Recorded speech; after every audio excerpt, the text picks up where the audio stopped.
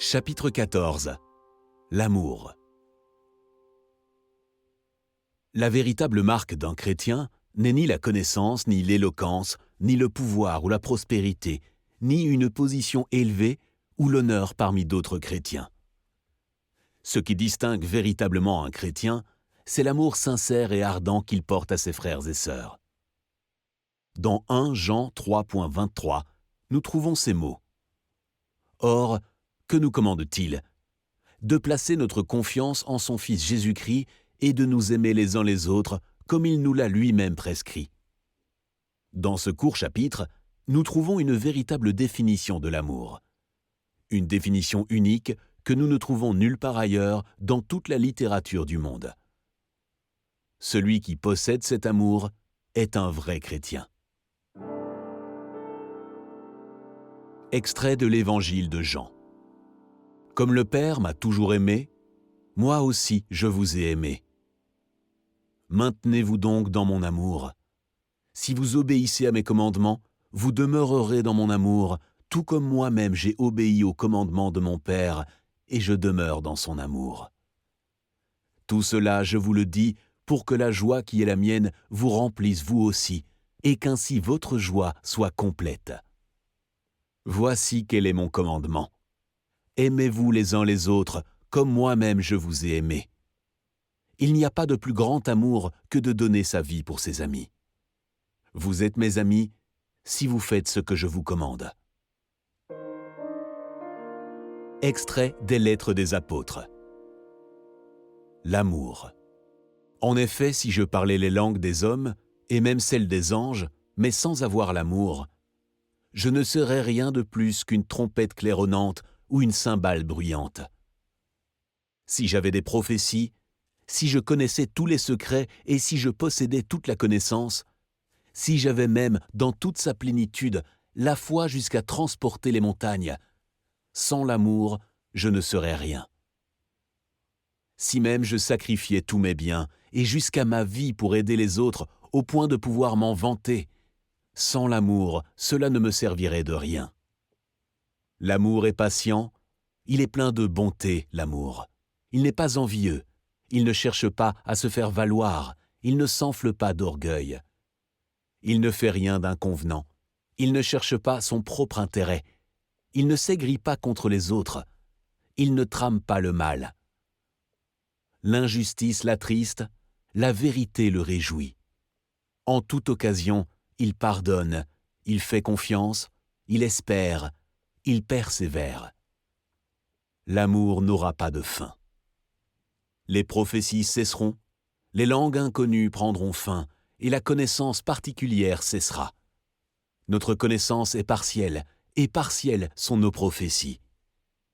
Mais le jour où la perfection apparaîtra, ce qui est partiel cessera.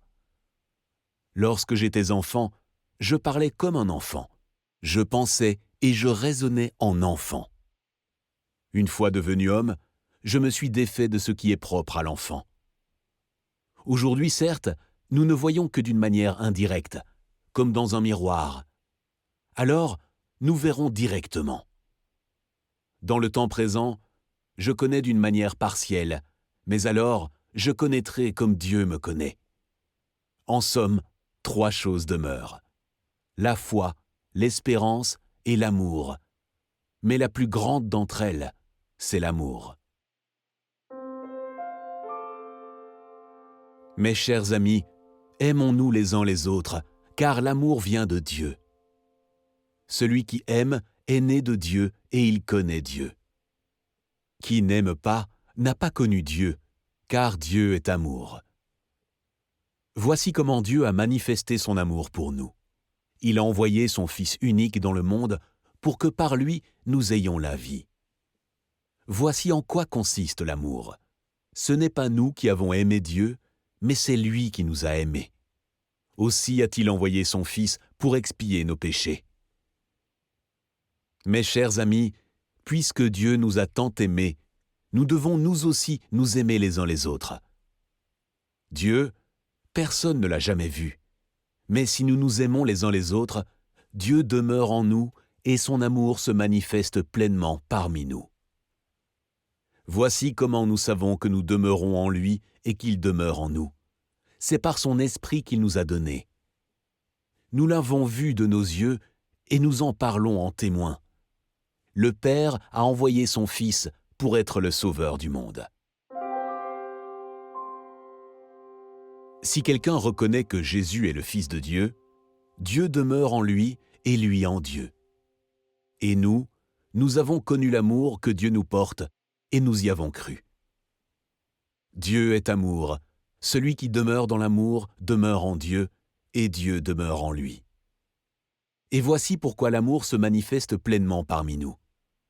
C'est pour que nous ayons une entière assurance au jour du jugement, d'autant plus que notre situation dans ce monde est celle que Christ a connue lui-même.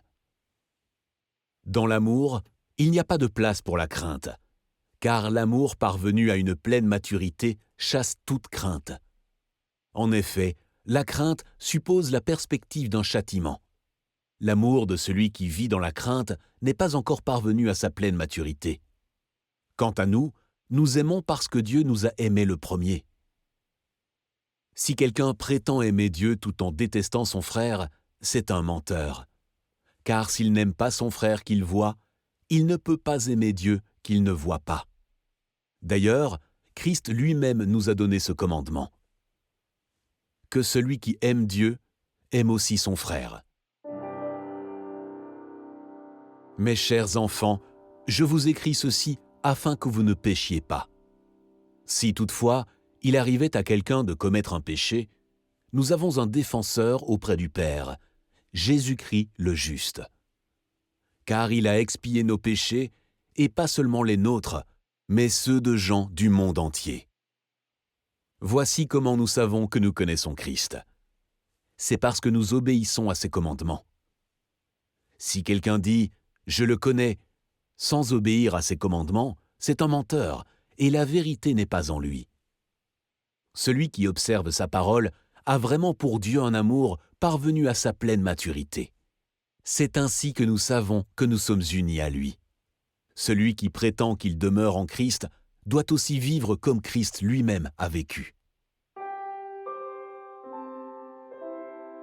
N'aimez pas le monde, ni rien de ce qui fait partie de ce monde. Si quelqu'un aime le monde, l'amour pour le Père n'est pas en lui.